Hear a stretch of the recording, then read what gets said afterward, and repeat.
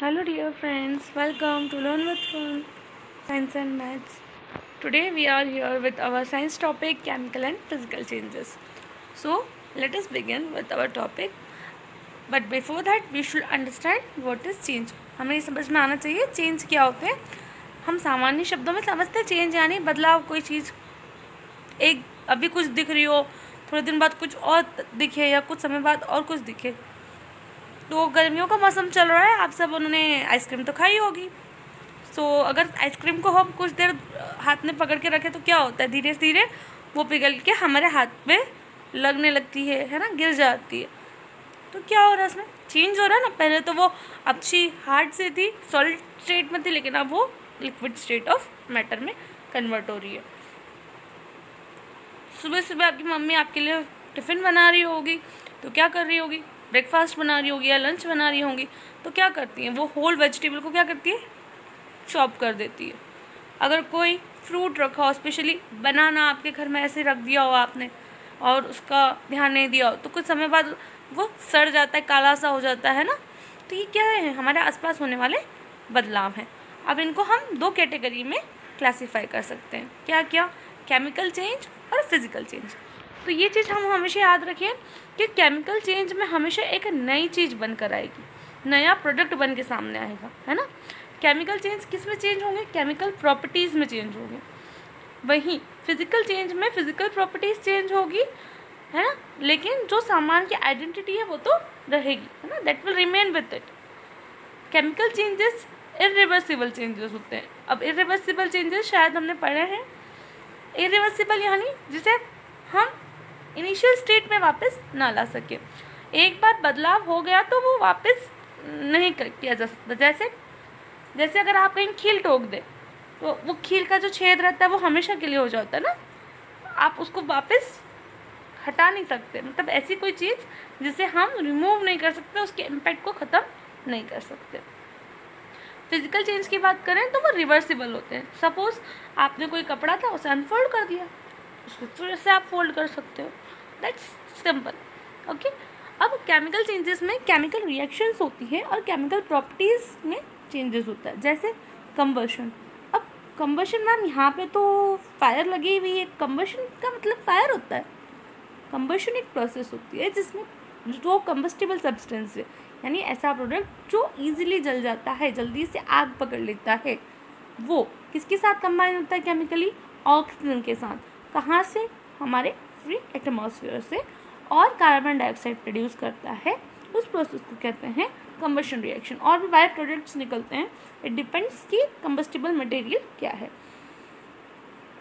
Now next chemical change का example जो हमारे सामने है वो है रॉटिंग. रॉटिंग यानी जो फल होते हैं वो सड़ जाते हैं. तो आप सब देखते हैं जब फल सड़ जाता है तो उसका टेस्ट ख़राब हो जाता है, उसमें से स्मेल आती है.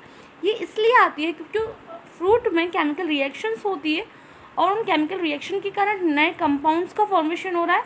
और हर कंपाउंड की एक अपनी स्मेल है, अपनी प्रॉपर्टीज़, अपनी कैरेक्टरिस्टिक्स होती है.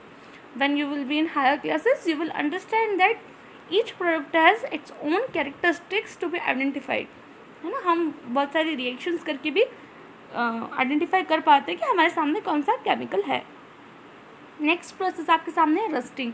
सामान्य शब्दों में अगर मैं इसके एग्जाम्पल को समझाऊँ तो जंग लगना. हमने सामान्य तौर पर देखा है कि लोहे का कोई सामान हो तो उसके ऊपर जंग लग जाती है. अब जंग लगने की एक कंडीशन है, कंपलसरी कंडीशन है. पहला, मॉइस्चर कंटेंट होना चाहिए, दूसरा ऑक्सीजन होना चाहिए. मतलब पानी और हवा तो दोनों का एक कॉम्बिनेशन हो, मॉइस्चर हो, तो वो पानी के साथ आयरन रिएक्ट करता है और जंग का फॉर्मेशन करता है. अब वो जो जंग है उससे वापस आयरन नहीं बनाया जा सकता. जो रस्ट का फॉर्मेशन हुआ है उससे हम आयरन नहीं बना सकते हैं. तो इसलिए ये इरिवर्सिबल चेंज है. और नया सब्सटेंस बना जंग, है ना, उसकी अपनी एक प्रॉपर्टी है, तो वो केमिकल प्रॉपर्टीज़ में चेंज हुआ, इसलिए केमिकल चेंज है. डाइजेशन की प्रोसेस हम सब जानते हैं कि जो डाइजेशन की प्रोसेस होती है उसमें हमारी बॉडीज़ में, हमारी ह्यूमन बॉडीज़ में एब्जॉर्प्शन की प्रोसेस होती है. जितने भी न्यूट्रिएंट्स होते हैं हम सब ने पढ़े, कार्बोहाइड्रेट्स, फैट्स, विटामिन्स, ये सब क्या होते हैं हमारी बॉडी में एब्जॉर्ब होते हैं. Next coming to the examples of physical change, मैंने कहा कि फिजिकल प्रॉपर्टी में चेंज होता है, कोई नई आइडेंटिटी नहीं बनती है, केमिकल चेंजेस नहीं होते। अब अगर आइसक्रीम पिघल गई तो क्या उसमें आइसक्रीम वाला टेस्ट नहीं रहेगा, फ्लेवर नहीं रहेगा? नहीं रहेगा। श्रेडिंग, श्रेडिंग मतलब पतले पतले लच्छों में काट देना। या सिंपल एग्जांपल देखिए तो फ्रेंच फ्राइज सबने खाए होंगे, आप लोगों को पता होगा पोटैटो की फ्रेंच फ्राइज कैसे बनाई जाती है, स्टिक उसमें उसको काट देते हैं। ऐसे जो पेपर है उसकी अगर हम पतली पतली स्ट्रिप काट दें तो उसे कहा जा रहा है श्रेडिंग। तो क्या वो पीस ऑफ पेपर नहीं रहेगा? रहेगा। पानी को उबाल देंगे तो क्या वो उबला हुआ पानी पानी नहीं रहेगा? नहीं, पानी रहेगा।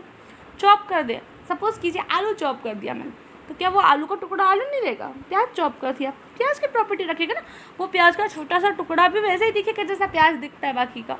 मतलब उसकी कैरेक्टरिस्टिक्स की अगर हम बात करें तो उसकी जो टेस्ट है, जो उसका फ्लेवर है, ये सब चीज़ें तो रहेंगी। फिजिकल प्रॉपर्टीज़ में चेंज हो रहा है, उसका दिखने में चेंज हो रहा है। फिजिकल मतलब हम जो ऑब्जर्व कर पाएँ, अपने सेंस के थ्रू हम देख पाएँ, समझ पाएँ, वो फिजिकल प्रॉपर्टीज़ हो गई। और केमिकल यानी केमिकल प्रॉपर्टीज़ में जो चेंज हो रहा है, जो हम केमिकल स्ट्रक्चर को समझने की कोशिश करें, उन्हें कहा जा रहा है। होप डियर स्टूडेंट्स कि आपको फिजिकल चेंज और केमिकल चेंज क्लियर होगा। Please do like, share and subscribe my channel.